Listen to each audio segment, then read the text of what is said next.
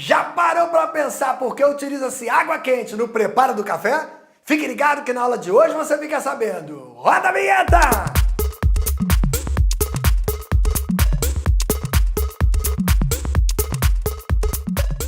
Salve, salve galerinha! Estamos de volta para falar do assunto solubilidade.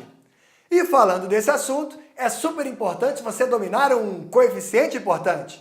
É o chamado coeficiente de solubilidade, CS, que é definido em livro assim, ó.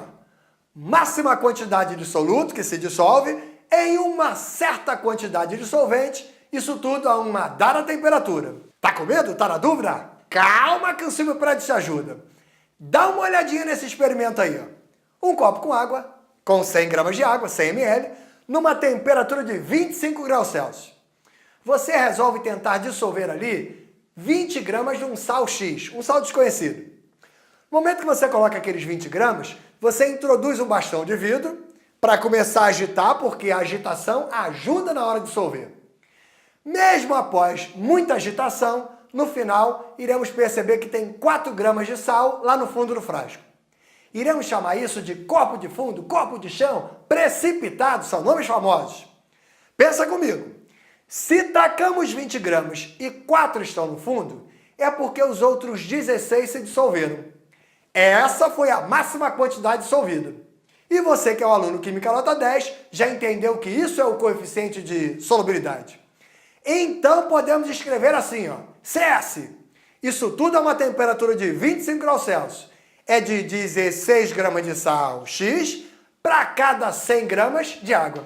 Esse é o limite dessa solução. E aquela história de utilizar água quente no café?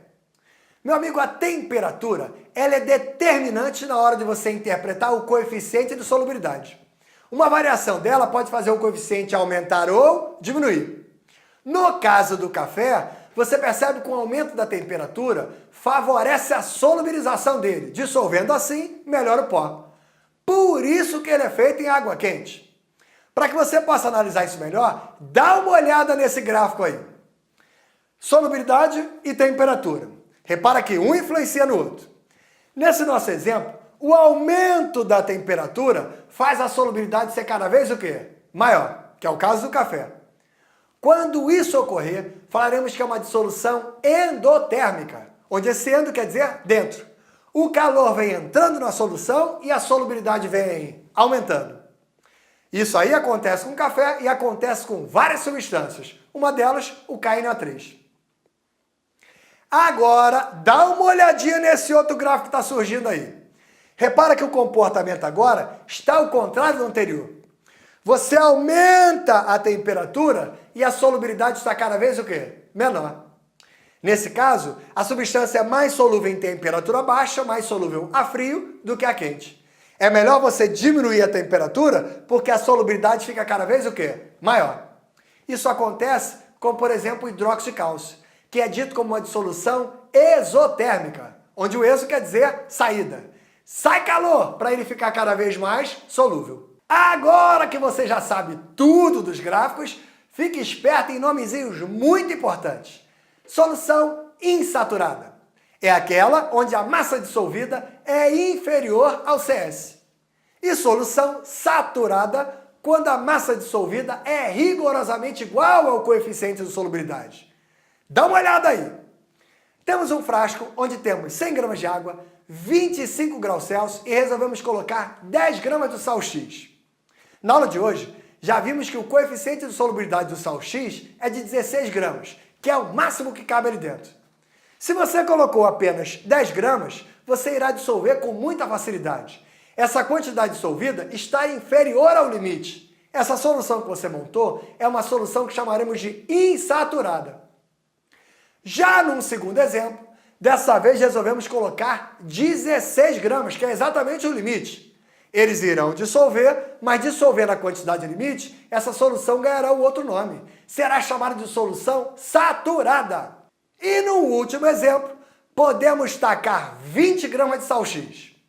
Como a gente já viu, só cabem 16 gramas ali. Tacando 20, tudo a mais que você tacar irá para o fundo do frasco. Será o nosso precipitado. Essa solução será chamada de solução saturada com 4 gramas de precipitado. Uma solução saturada com precipitado.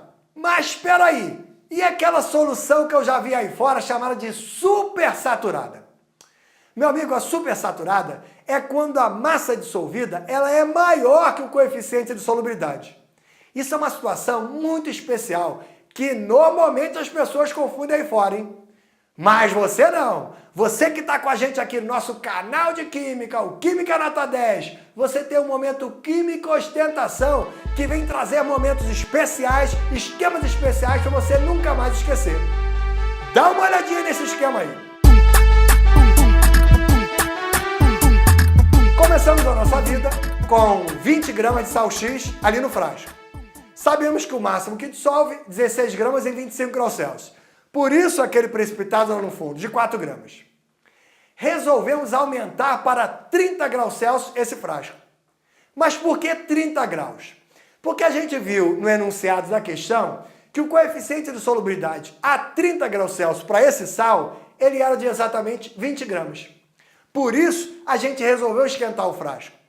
Chegando nessa temperatura de 30, aquele precipitado do fundo, ele iria sumir completamente. Teríamos montado uma solução saturada.